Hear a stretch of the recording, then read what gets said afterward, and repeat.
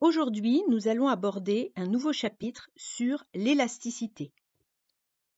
Cette notion d'élasticité est une notion commune au cours de mathématiques et vous allez la revoir dans le cours d'économie. L'élasticité mesure le rapport entre deux variations. Prenons un exemple. Si le prix des pommes baisse de 1%, comme le prix des pommes baisse, on peut légitimement supposer que les gens vont acheter plus de pommes. Autrement dit, la demande de pommes risque d'augmenter. Eh bien, l'élasticité mesure de combien de pourcentage la demande de pommes augmente lorsque le prix des pommes va baisser de 1%. Autrement dit, quand on parle d'élasticité, il y a une cause. Ici, c'est le prix des pommes baisse de 1%. Et une conséquence, la demande de pommes augmente. De combien? C'est ce que mesure l'élasticité. On cherche donc à voir si les deux variations dépendent l'une de l'autre. Et l'élasticité mesure très exactement la variation en pourcentage d'une chose, dans mon exemple, la demande de pommes, suite à une variation de 1% d'une autre chose, dans l'occurrence, la baisse du prix des pommes de 1%. On peut donner d'autres exemples, par exemple l'élasticité prix de l'offre. Exemple, si le prix du blé diminue de 1%, les vendeurs de blé, les agriculteurs qui ont du blé, vont peut-être choisir de ne pas vendre toute leur quantité de blé, d'en garder un petit peu pour spéculer à la hausse. Autrement dit, on attendra que le prix du blé augmente pour vendre tout notre stock. Et donc, l'offre de blé, c'est-à-dire le blé en vente, va diminuer. On a donc une mesure à faire de combien de pourcentage l'offre de blé baisse lorsque le prix du blé diminue de 1%. La cause, c'est la diminution du prix du blé. La conséquence, la diminution de l'offre de blé. Et puis on peut avoir ce qu'on appelle des élasticités croisées entre plusieurs produits. Exemple, le prix de l'essence augmente de 1%, c'est la cause, et on va regarder si cela a ou non une incidence sur la demande de Cadillac, qui sont, comme vous le savez, des voitures qui utilisent beaucoup d'essence.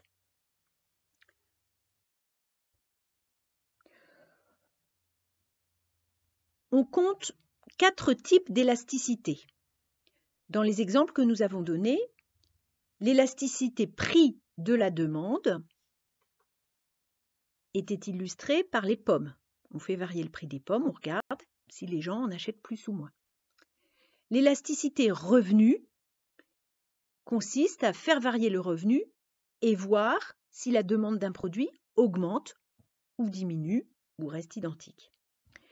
L'élasticité prix croisé de la demande était illustrée par l'histoire des Cadillacs et du prix de l'essence, et l'élasticité prix de l'offre était illustrée dans nos exemples par l'offre de blé suite à la variation du prix du blé.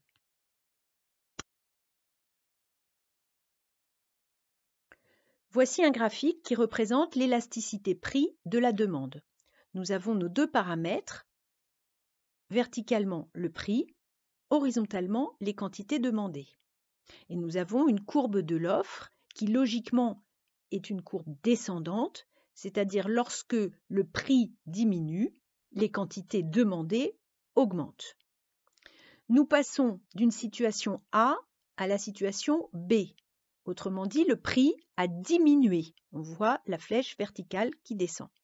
Et nous allons nous demander, quand le prix diminue de 1%, de combien ont augmenté les quantités. Et donc l'élasticité prix de la demande mesure la variation en pourcentage de la quantité demandée suite à une variation du prix du marché de 1%. Comment calculer l'élasticité prix de la demande?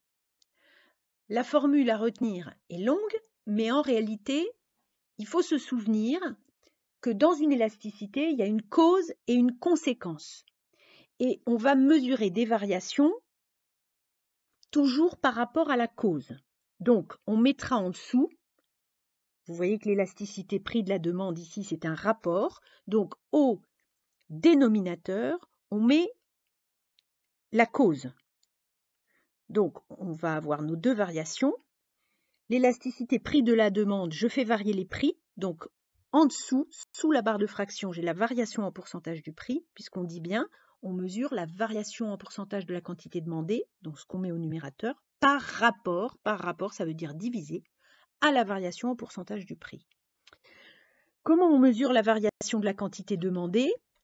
Vous savez que une variation, c'est la quantité d'arrivée, donc T plus 1, moins la quantité de départ, T, sur la quantité de départ.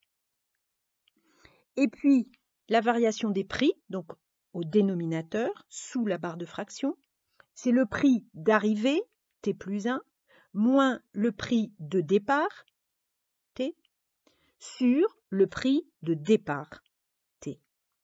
À la place de T plus 1 et T, on peut mettre arrivée pour T plus 1 et départ pour T, ce qui rend la mémorisation beaucoup plus facile. Voici un exemple chiffré. Un vendeur de glace vend des cornets à 2 €.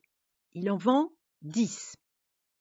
C'est la situation de départ représentée par le point A.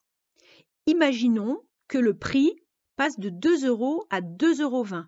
Autrement dit, une augmentation du prix de 10%.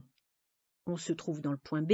À ce moment-là, on constate que la demande de glace diminue. Comme c'est plus cher, les gens en achètent moins. Et au lieu de passer à 10 cornets, la demande est de 8 cornets.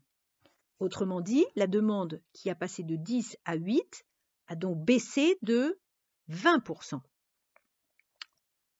Quand le prix a augmenté de 10%, la demande a chuté de 20%.